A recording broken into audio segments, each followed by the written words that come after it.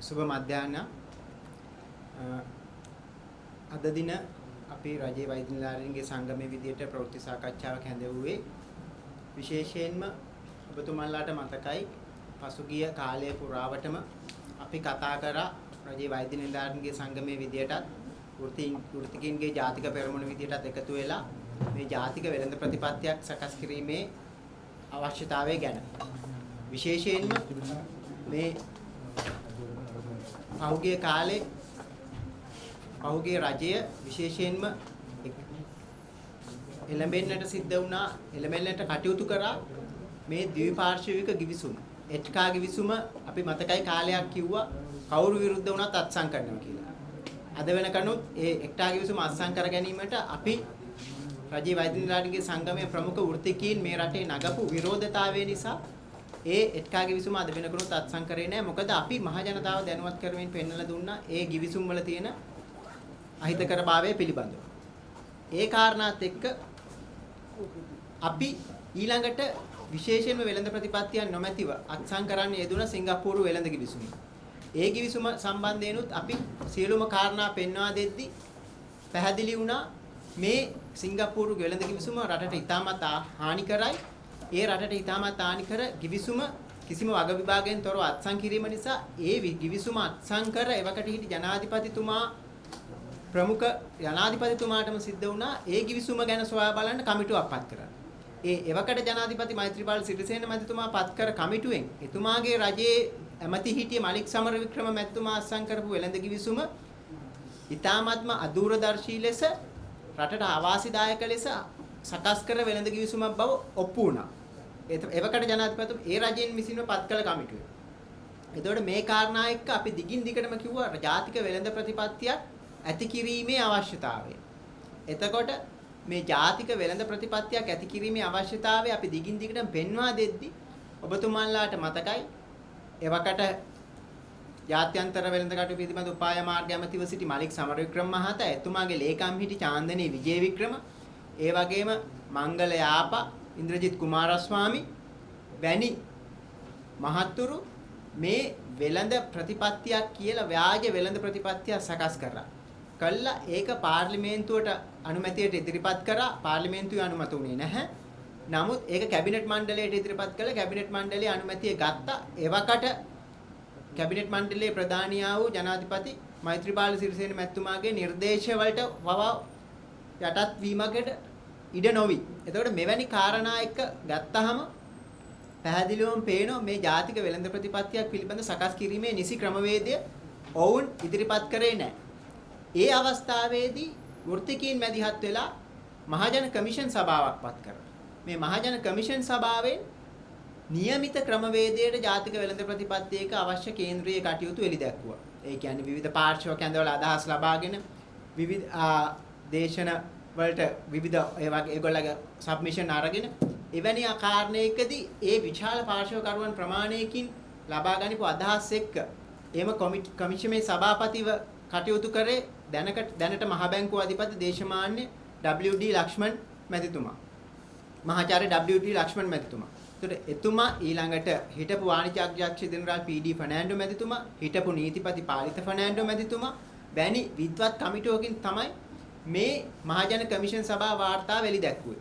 ඒ මහජන කමිෂන් සභා වාර්තාව අපි ඉදිරිපත් කරා ජනාධිපති එවකට ජනාධිපතිතුමාට ඉන්පසු ඒ වැඩි දියුණු කර මහජන කමිෂන් සභා වාර්තාව ඉදිරිපත් කරා අභිනවයෙන් පත්තුණු අතිගරු ගෝඨාභය රාජපක්ෂ ජනාධිපතිතුමාට වෙළඳ ප්‍රදර්ශනයක් පවත්වලා ඒ මූලිකාංග ඇතුළු විවිධ ඒ සියලුම කටයුතු එක්ක මූලිකාංගات එක්ක කරපු ප්‍රදර්ශනයකින් පස්සේ එතුමාට ඉදිරිපත් කරා. එතුමා ඊ타මත්ම සාධනීයව එක ගත්තා. අරගෙන ඒ වෙළඳ අවශ්‍ය ජාතික වෙළඳ ප්‍රතිපත්ති හදන්න කටයුතු සම්පාදනය කරන්න එකඟ වුණා. නමුත් පැහැදිලිවම එවකට තිබිච්ච පහසුකම් යටතේ තිබිච්ච රජයේ යටතේ ඒක කිරීමට ඉඩකඩ ලැබුණ නැහැ කැබිනට් මණ්ඩලයේ සුළුතර රජයක් එක්ක. නමුත් අභිනවයෙන් පත් වූ කැබිනට් මණ්ඩලයේ වෙළඳ ඇමති ලෙස පත් වූ බන්දුල ගුණවර්ධන මැතිතුමාට එතුමාගේ පළවෙනි කාර්යය විදියට එතුමා මේ ජාතික වෙළඳ ප්‍රතිපත්තියක් සෑදීමේ කාර්යයට උර දුන්නා.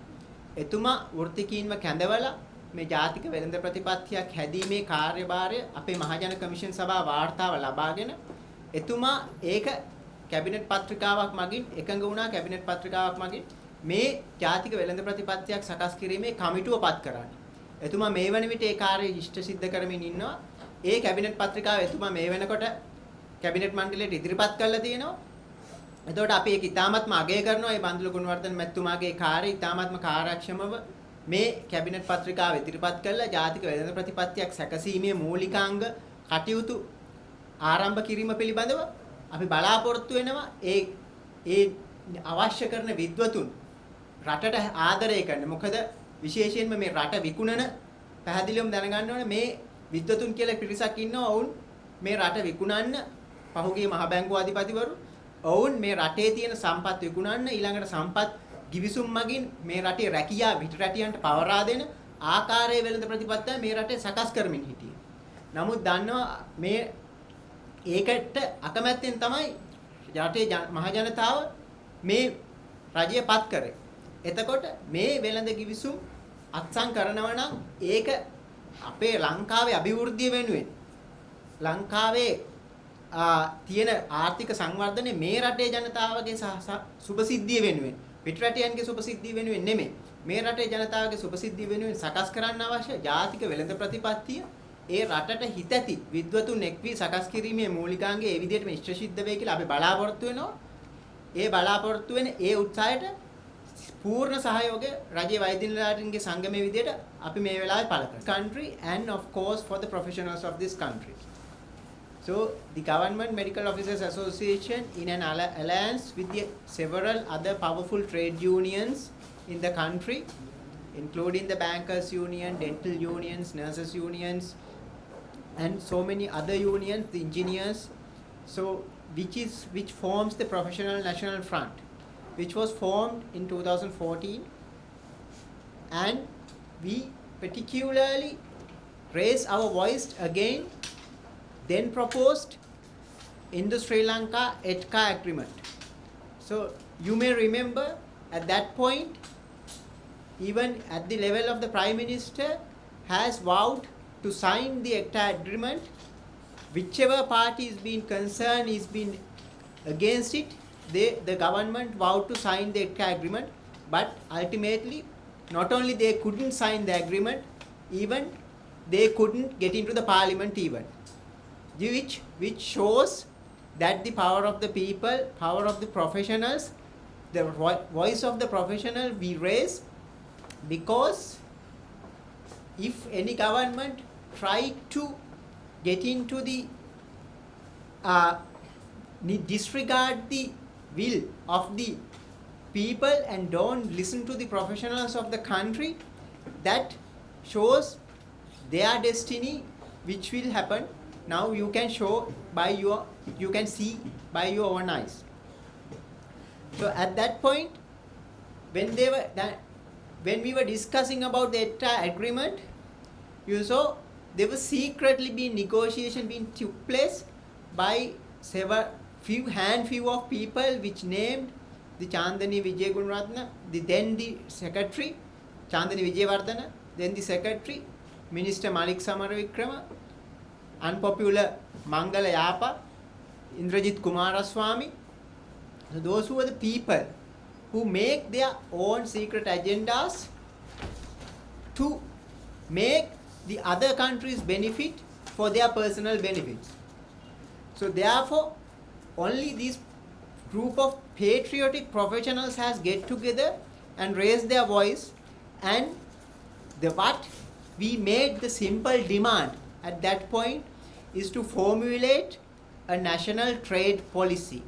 So if a government want to engage with any agreements with any other country, there is a process to be followed.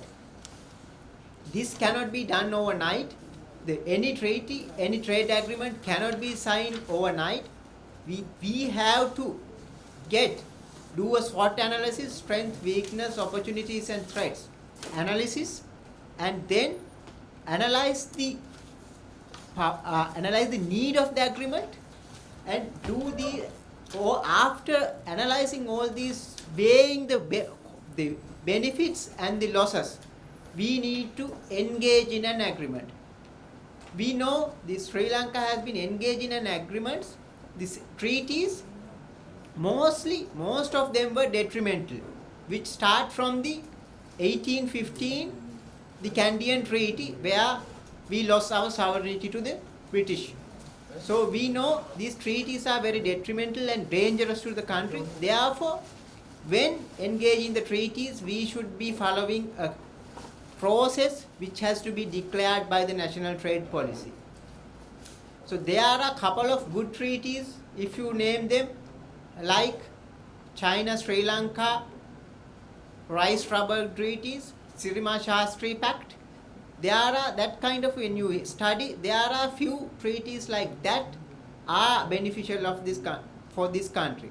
However, since 1999, the treaties has been signed in the Sri Lanka agreements, goods agreement, which was signed by then President Chandrika Kumaratunga, and thereafter these Indo-Sri Lanka, Pakistan-Sri Lanka Pact, and this Singapore-Sri Lanka trade agreement.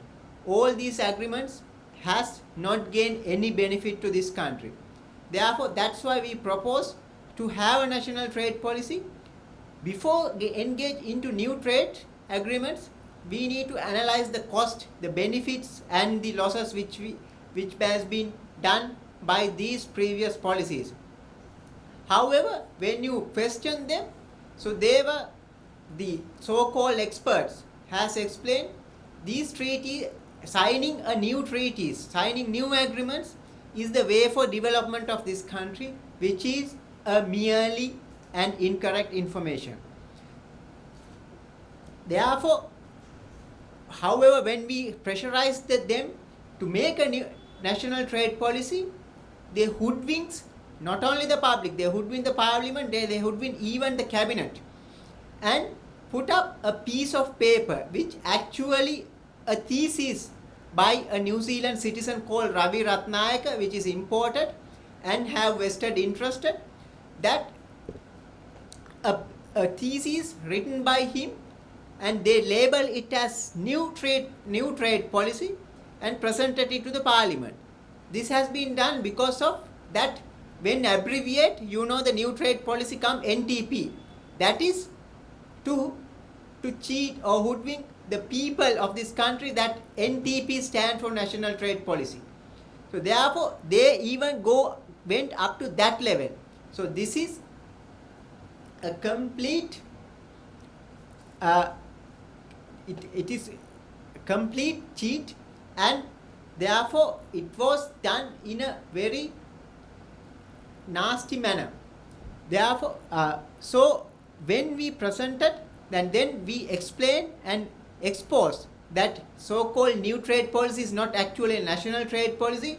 It is just a red herring which been shown to the people that these things been done in a proper way. And because that the government was not in a proper line, the Professional National Front, the professionals of this country, has appointed a public commission, a people's commission, to look into that matter, and where they took submissions from a vast stakeholder consultations. So that committee was headed by the governor of the central bank, Deshamanya Professor W.D. Lakshman, one of the erudite, eminent personals in the economy of this country. He chaired, along with the former Solicitor General Palitha Fernando, former Director Commerce P.D. Fernando, and among them a panel of experts has carefully studied and presented a key element on national trade policy, which was presented to two presidents, the previous president Honorable Maithripala Sirisena and the present president Honorable Gotabaya Rajapaksa. The current president Honorable Gotabaya Rajapaksa has endorsed this and promised that he has take initiative to carry out this process forward.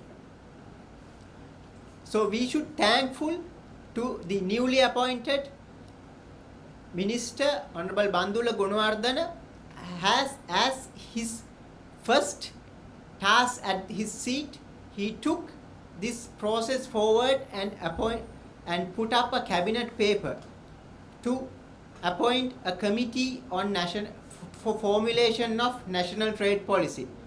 So we appreciate that effort, and we have given our fullest support and submissions, and all the data gathered from the People's Commission all has been presented and handed over to the new trade minister.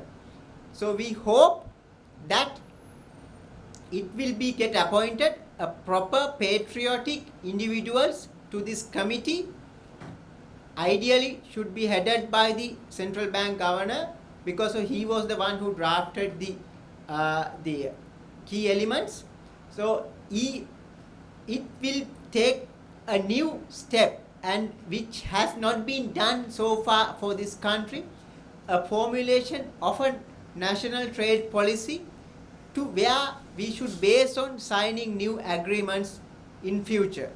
Therefore, we hope for the best, and we keep our eyes open whether this process has been governed in a proper way, and we exert our fullest support to the minister.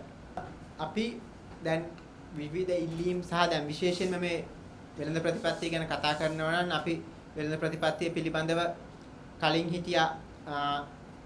හිටි කර්මාන්ත ඇමති විමල් වීරවංශ මැතිතුමත් මේක පිළිබඳව ඉතාමත් උනන්දුවෙන් කතා කළා. ඒක වෙළඳ සහ කර්මාන්ත ප්‍රතිපත්තිය කියලා මට්ටමට ගේන්න ඕන කියලා සාකච්ඡා කරා. ඒ වගේම බන්දුලු ගුණවර්ධන මැතිතුමත් මේ වෙලාවේ මේක පිළිබඳව ඉතාම සාධනීය විදියට සාකච්ඡා කරා. සාධනීය විදියට සාකච්ඡා කරලා ඔව් සියලුම කරුණු, ඒ කියන්නේ අපේ මහජන කමිෂන් සභාවේ වාර්තාව ඒ තිවිච්ච ඉදිරිපත් වෙච්ච කරුණු කාරණා සියල්ලම ලබාගෙන ඒක අධ්‍යයනය කරන්න පොරොන්දුනේ. එතුමා අපිටත් ආරාධනා කර මේ කටයුත්තට සහභාගී වෙන්න. අපි බොහොම මේ ගැන කරුණු කාරණා හදාarලා තියෙන පිරිසක් විදියට ඒක අවශ්‍ය කරන ඉන්පුට් එක දෙන්න කියලා. ඒකන අපි සතුටු වෙනවා. එතකොට අපිට පැහැදිලිව පෙන්눔 කරනවා මේකේ යම් අපිට අහුම්කම් දීමක් පමණක් නෙවෙයි, එතනින් එහාට ගිහිලා සහභාගීත්වයක් බව බලාපොරොත්තු වෙන බව. අපි ඒක දෙන්න සූදානම්. අපි ඒක කරන්නේ අපිට තියෙන මේ අපිට තියෙන අභිමානයටවත් කිසිම දෙයකට මේ රටට විය යුතු වෙන්න අවශ්‍ය කරන දෙයක් නිසා තමයි අපි ඒකට අපේ උපරිම දායකත්වය දෙන්න සූදානම් වෙලා ඉන්නේ. ඒ වගේ තමයි මේ මාර්ග අපේක්ෂා රෝහලේ පසුගිය කාලේ ඖෂධ සීමා කළේ නැහැ කියලා වාර්තා වුණා. හැබැයි දැන් සීමා කරනවා කියලා වාර්තාවක් නේ. ඒක ඇත්තද? එහෙම සීමා වීමක් තියනවද? ඖෂධ තියනවද කියන පොඩි දැනට තියෙන කාරණා අනුව ඖෂධ වර්ගවල ලොකු හිගයක් පේන්නේ නැහැ. ඖෂධ වර්ගවල කලින් කලට එන කෙටි මේ විශේෂයෙන්ම කොරෝනා කාලෙත් එක්ක වෙච්ච පොඩි බලපෑම් නිසා සමහර කලින් කලට වෙන අඩුපාඩු ඇති වෙලා තියෙනවා. නමුත් අපි දකිනවා පහුගිය කාලේ රාජිත් සේනාරත්න ඇමතිවරයාගේ කාලේ විශාල වශයෙන් ඖෂධ වලින් කොමිස් සහ ඒකාධිකාර ගොඩනැගීම් කාරණා එක්ක තිබුණ විශාල ඖෂධ හිඟයක් ඇති වෙලා තිබුණා. ඒ කියන්නේ ඒක કૃතිමව ඇති කර ඖෂධ හිඟයක් තිබුණා. ඒ ඖෂධ හිඟිය මේ වෙනකොට දකින්න ලැබෙන්නේ නැහැ.